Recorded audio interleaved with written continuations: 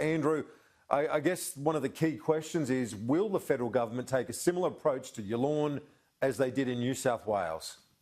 And we'll find out in a few minutes when you interview the Energy Minister, Kieran. But yes, this announcement by Energy Australia of the early closure of the Yallourn power station in Victoria in 2028, 5 years early, bringing back fears of a return of a spike of prices like the 85% hike after the Hazelwood closure in Victoria a few years ago. This coal-fired station produces 22% of Victoria's power.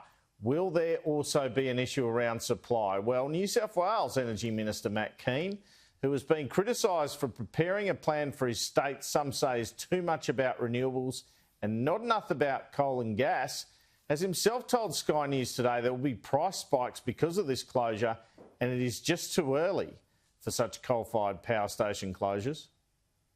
Well, this is a huge problem and one that we're very concerned about.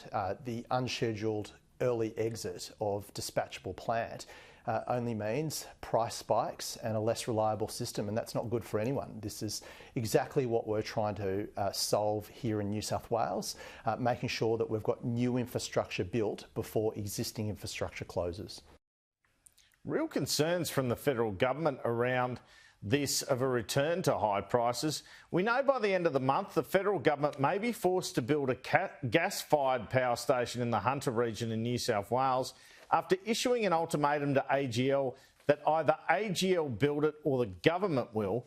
Could we end up with the feds having to threaten to build a gas-fired power station in Victoria as well? Well, here's a statement from Energy Minister Angus Taylor a short time ago. Read this closure.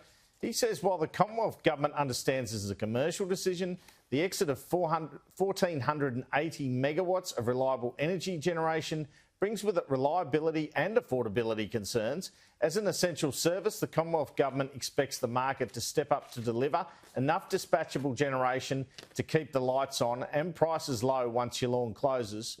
While coal exits impact reliability and system security, the major impact for consumers will be the significant increase in prices if not adequately replaced with dispatchable capacity, he says.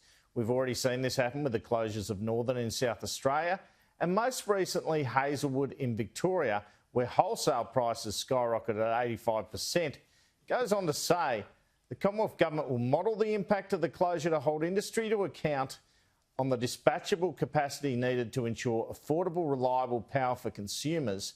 This will deliver needed transparency around the impact of Yallourn's closure. A short time ago, the Victorian government said there was nothing to worry about, not the opinion of Angus Taylor, Kieran.